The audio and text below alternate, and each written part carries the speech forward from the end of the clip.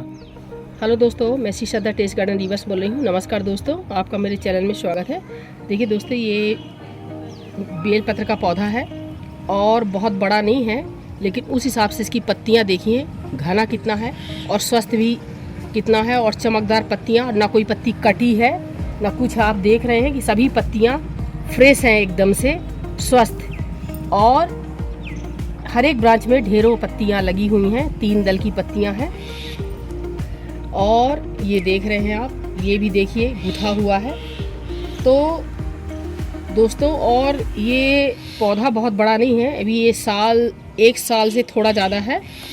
और ये देखिए, ये मदार इसी में उगाया है और इसी में देखिए तुलसी, कितनी सारी ये तुलसी हैं और एक ये तुलसी ये बड़ी सी है इधर, ये और बहुत सारी तुलसी थी, हमने निकाल दिया क्योंकि जहाँ तुलसी का प्लांट है ना वहीं पे ये रखा था, तो उसके बीज झड़ते थे तो बहुत सारी हो गई थी, तो मैंने और निकाल के लगा दिया है। अभी कुछ पॉट मेरे पास नहीं थे, अब हो गए हैं, तो मैं इन तुलसियों को भी ट्रांसप्लांट कर दूंगी दूसरे पॉट में। तो दोस्तों, ये इतना स्वस्थ है और छोटा पौधा इतना सारा पत्र क्यों दे रहा है, उसका राज मैं बताती हूँ। तो दोस्तों, आज मैं आपको इसको कब लगाना चाहिए, किस दिशा में लगाना चाहिए और कौन से भगवान को ये इसके बेलपत्र चढ़ते हैं, कितने दल के चढ़ते हैं और फर्टिलाइज़र क्या देना चाहिए, मिट्टी कैसा होना चाहिए, इस सब पे आज मैं चर्चा करूंगी। तो दोस्तों, मेरा वीडियो ज़रूर पूरा देखिएगा, स्किप मत कीजिएगा, और थोड़ा सा भी अगर जानकारी आपको अच्छी लगे तो लाइक शेयर सब्सक्राइब ज़रूर कीजिएगा। ऐसे तो आप इसको कभी भी लगा सकते हैं, गर्मी में कम सक्सेस होता है, आप पूरे बरसात पूरे ठंड लगा सकते हैं, और लेकिन सावन के माह में लगाना बहुत ही अच्छा होता है दोस्तों।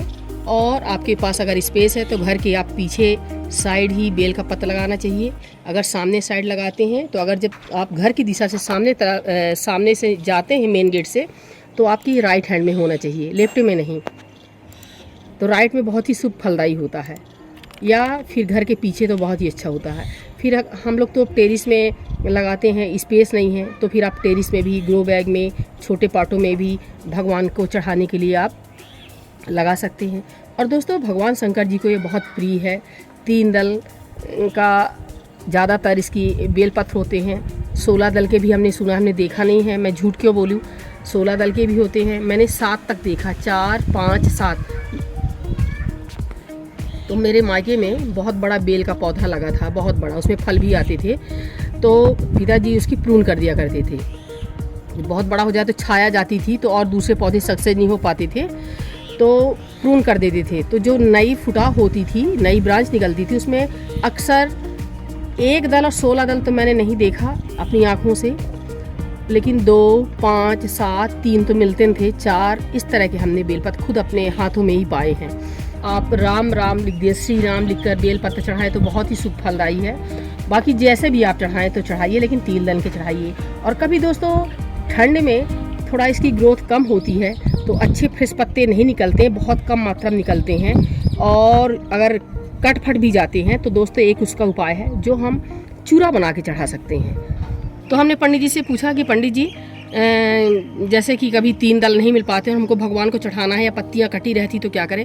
बोले आप चूरा बना के चढ़ाइए। जब ऐसी अवस्था है तो हम लोग क्या करते हैं, जैसे ये है ना सिंगल पत्ते, जैसे ये कुछ कट गए हैं, कुछ ये सिंगल पत्ते हैं, ये तो हम सुखा के इसको रख लेते हैं एक डब्बे में, सुखा लिए और हाथ से जब सूख गया तो ऐसे चूरा बना लिए और भगवान को चढ़ा देते हैं। तो इस तरह का भी हम लोग रखते हैं। और मैंने तो 2-3 प्लांट लगाए हैं, एक प्लांट का बता रहे हैं, इस साल फिर से मैंने सावन में लगाया, तो ये बहुत छोटा सा है।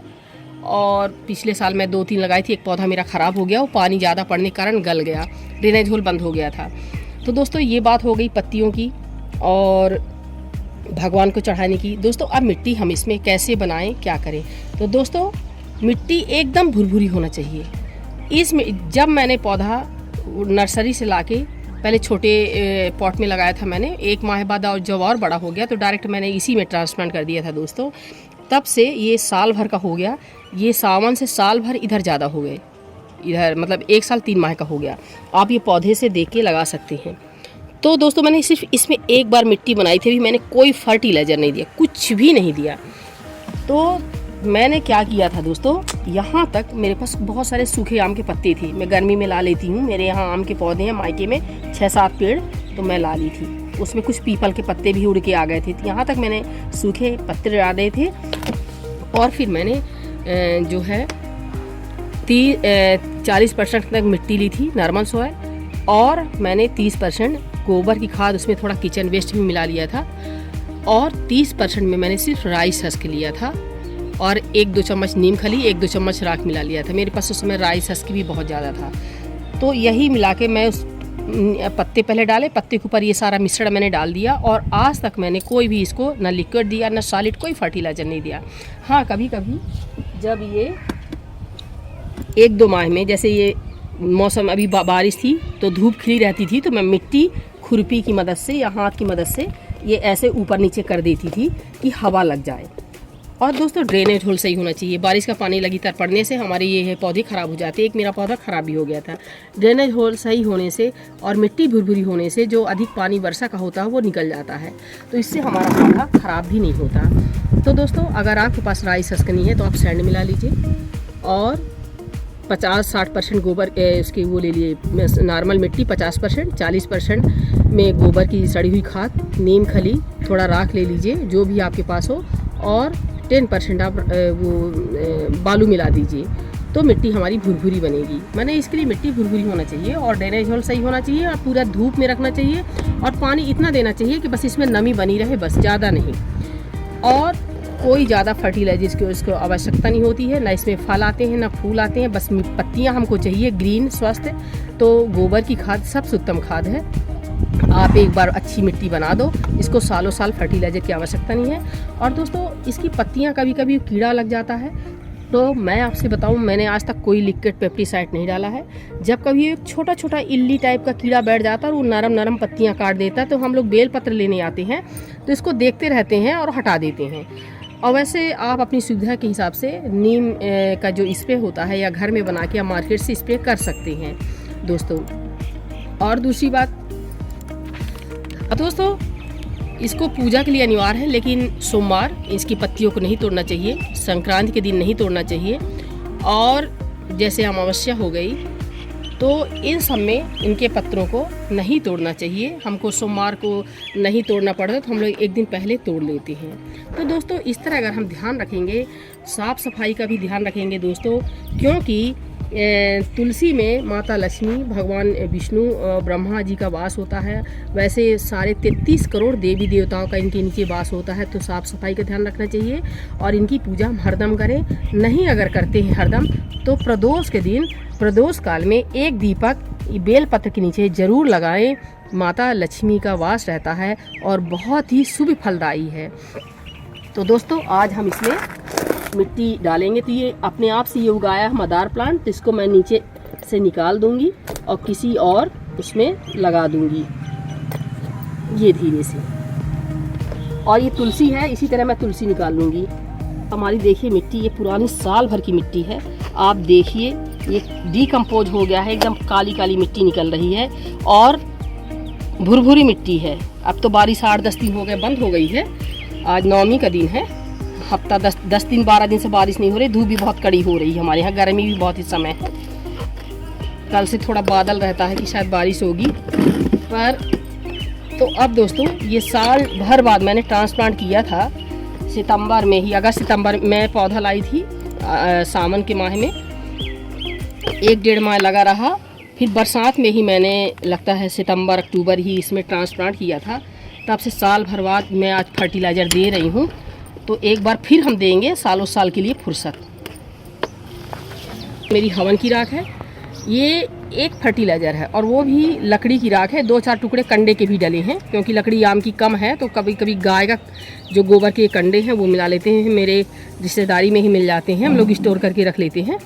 तो दोस्तों बहुत नहीं डालेंगे, इतना ये है चारों तरफ से। और दूसरा ये हवन है, हवन में बहुत सारी सामग्री मिली रहती हैं, आप तो जानते हैं। और तो ये फर्टिलाइज़र फंगीसाइड भी है। और दोस्तों बेलपत्र का पौधा मेडिसिनल प्लांट भी है, आयुर्वेदिक, ये बहुत ही फ़ायदेमंद है। इसकी पत्तियाँ, इसके फल ये दवाई में भी बहुत अच्छे काम में आते हैं दोस्तों, और पूजा के काम में तो है ही। भगवान शिव का इनके पत्तों के बिना भोग नहीं लगता है, और बेलपत्र तो चढ़ते ही हैं, भोग में भी पत्र जरूरी है। अब दोस्तों देखिए कवर कर दिए, सिर्फ गोबर घी डाले हैं और राख, इतना इसके लिए पर्याप्त है कि फंगस ना लगे। आपके पास नीम खली हो तो नीम खली भी डाल दीजिए।